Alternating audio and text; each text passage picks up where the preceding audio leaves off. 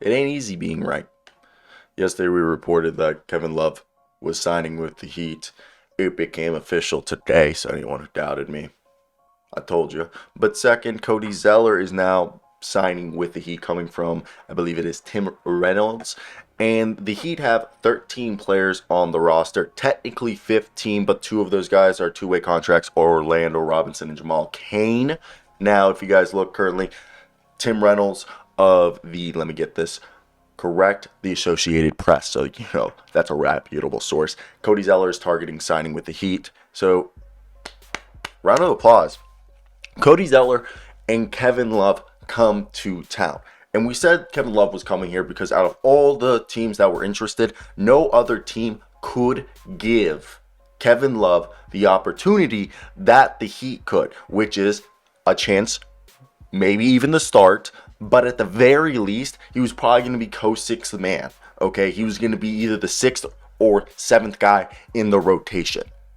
No other team that was interested, in my opinion, was going to be able to give those minutes consistently because this team had not replaced PJ Tucker. So, with this, I'm not saying Kevin Love is going to come out here and play that defense, but the passing ability, the corner shooting ability, the rebounding ability, that's something that they've been missing. And Kevin Love knew out of all the teams that were interested that had title aspirations, this one was the team that probably would use him the best. And he felt like it was a good fit. And it's a South Beach. And it's tax-free, baby. Tax-free. Come on. Now, Cody Zeller coming in helps shore up a... And we heard the other day that there was rumors that they were looking at Serge Ibaka. And I kind of put... I liked Serge Ibaka, but I thought Cody Zeller was better. And I didn't bring up Cody Zeller. I was just saying that, they should look at other options before, going for someone like Serge. And that's nothing against Serge. I just thought there was, and I like the three, the 3-point shooting that Serge would have brought, but now you got Kevin Love. So now you have a front court, all right? Because Udonis Haslem isn't going to be playing, anymore. And nobody really needs to be waived unless there's a cap constraint that I'm unaware of, but let me know. So the front court now, I personally would love to see a Bam Adebayo, Kevin Love, Jimmy Butler. And then this is where it gets tricky. Also, can we waive someone and get John Wall? Bring John Wall on this team. I don't know who we waive at this point. I would be fine if you give up on Omer Yurtseven and just bring in John Wall, or even Haywood Highsmith's been good. So, but John Wall to help shore up that point guard rotation would be the chef's kiss on this buyout market. But Cody Zeller, if you guys don't remember Cody Zeller, I believe he was the 3rd overall pick back in 2013. Yeah, 4th overall 2013. But in 2021, it was 27 games he played for the Blazers. He played 13 minutes a night, almost 57% from the field, 5 points, 5 rebounds. Guy's not really ever been a shot blocker, but he's a willing defender. I mean, he's only 30 years old.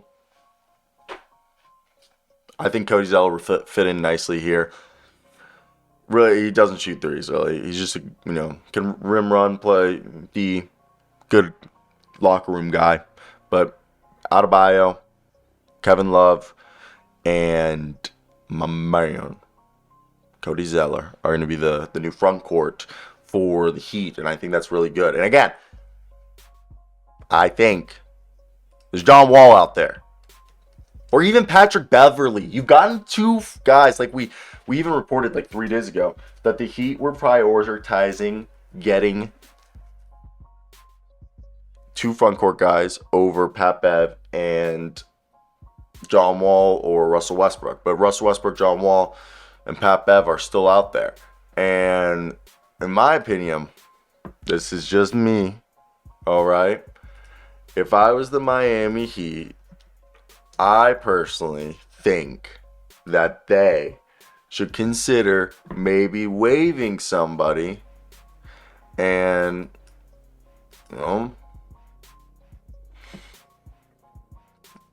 signing a guard as well. After you gotten 2 front court players, okay? You gotten 2 front court players. Think about this.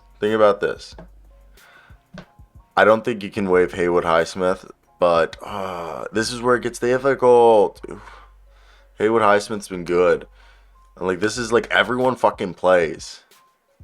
Dude, everyone fucking plays. That's the problem. Sorry, I don't mean to be cussing like this, but I'm just trying to help you guys figure out, because this is a team that if you look at everyone who plays, it's like everyone. They got rid of Dwayne Dedman, who was expendable.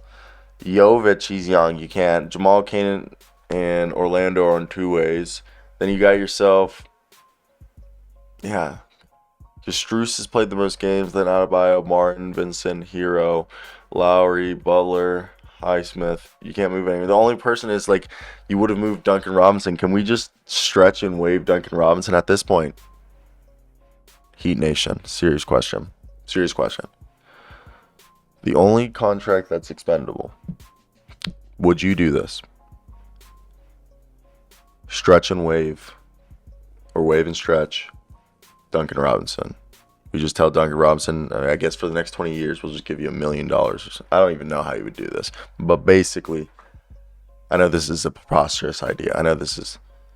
If you could entice Russell Westbrook or John Wall, I feel like both of those guys, if you could have a backcourt rotation with the new front court of Cody Zeller, Bam Adebayo, and Kevin Love with either Russell Westbrook or John Wall with Kyle Lowry and Gabe Vincent, I think that's worth stretching and waiving Duncan Robinson, especially if you can get like a green principle deal with Russell Westbrook.